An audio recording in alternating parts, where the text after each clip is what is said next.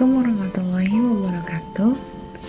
Halo, perkenalkan nama saya Maya. Saya dari kelas 2 reguler sore Fakultas Ekonomi Prodi Manajemen. Baik, kali ini saya akan menjelaskan sedikit materi tentang organizational learning atau yang biasa kita sebut sebagai pembelajaran organisasi. Jangan lupa disimak baik-baik ya.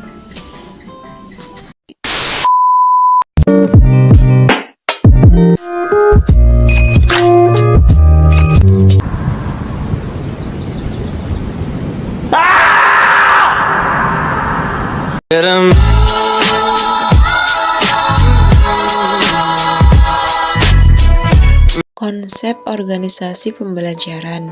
Apa sih organizational learning itu? Organizational learning atau pembelajaran organisasi merupakan proses pengembangan performa karyawan dalam organisasi secara kontinu, meningkatkan kapasitasnya untuk mengatasi setiap tantangan dan perubahan.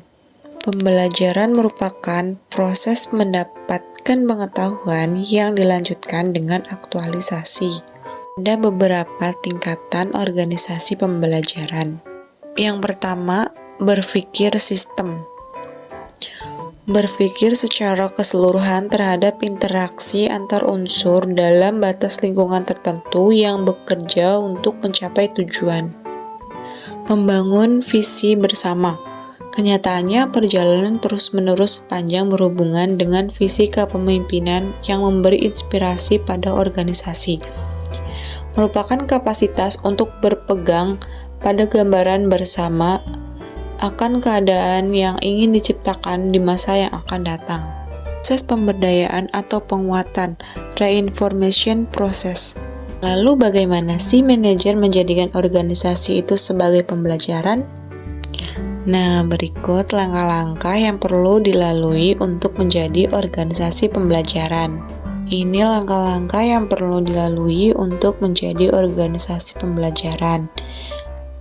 Yaitu yang pertama, penguasaan pengetahuan, distribusi informasi, interpretasi informasi, pengingatan organisasi.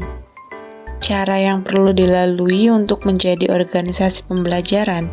Sekarang, cara dalam menjadikan organisasi pembelajaran. Yang pertama, pembelajaran analitis. Kedua, pembelajaran sintesis. Yang ketiga, pembelajaran eksperimental. Yang keempat, pembelajaran interaktif. Yang kelima, pembelajaran struktural. Dan yang terakhir, pembelajaran institusional. Karakteristik organisasi pembelajaran. Apa sih karakteristik organisasi pembelajaran? Yuk disimak. Yang pertama itu, gagasan baru merupakan syarat bagi organisasi pembelajaran. Kedua, pengetahuan baru harus ditransfer ke seluruh organisasi.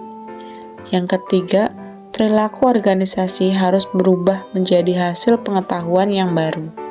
Aspek strategis organisasi dan hambatan pembelajaran.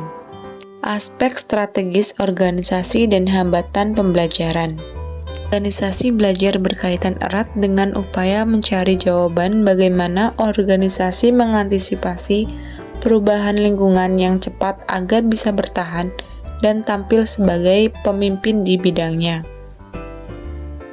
Organisasi belajar, yaitu organisasi yang adaptif dan responsif terhadap lingkungan eksternalnya, sekaligus kuat dalam integrasi internalnya.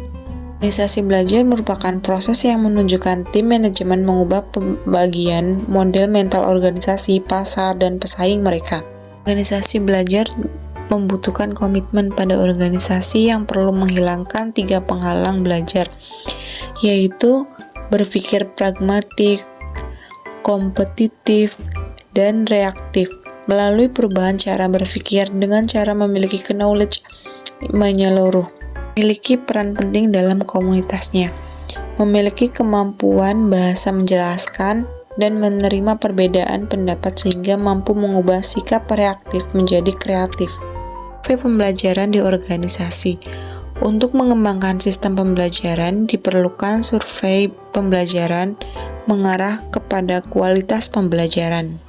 Resistensi dan solusi pemecahan masalah dalam pembelajaran organisasi. Gimana sih resistensi dan solusinya? Bagaimana sih solusi pemecahan masalah dalam pembelajaran organisasi agar anggota tidak sadar menolak pembelajaran? Nah, ini ada beberapa solusi untuk pemecahan masalahnya. Yang pertama, fokus fragmentasi daripada sistem. Yang kedua, menekankan kompetisi di atas kerjasama. Ketiga, meskipun tidak ada yang salah dalam kompetisi, paradigma ini berakibat bekerja bersaing dengan berbagai orang, dengan siapa mereka perlu berkolaborasi untuk mendapatkan akses. Yang keempat, menjadi reaktif daripada kreatif dan proaktif.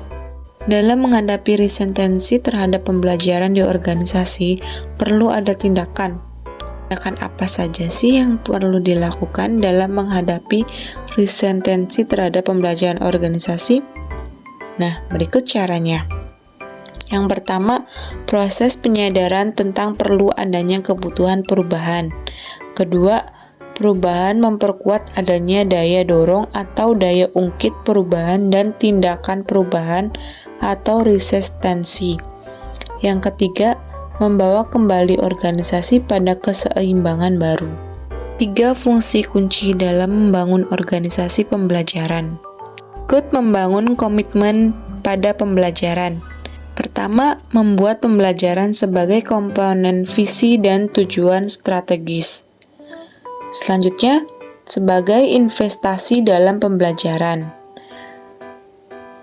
Mempromosikan luas tentang nilai pembelajaran, mengukur, tolak ukur, menelusuri pembelajaran. Dan yang terakhir, menciptakan penghargaan dan simbol pembelajaran. Untuk membangkitkan dan dampak. Yang pertama, implementasi program perbaikan terus-menerus. Kedua, meningkatkan kompetensi pekerja melalui training dan membeli keahlian dari organisasi. Ketiga, eksperimen dengan gagasan dan proses kelas dunia. Dan yang terakhir, identifikasi mental model proses organisasi. Kerja menggeneralisir gagasan dengan dampak.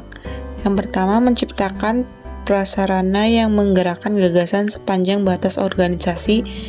Yang kedua, memutar pekerja dari batasan fungsional dan divisional.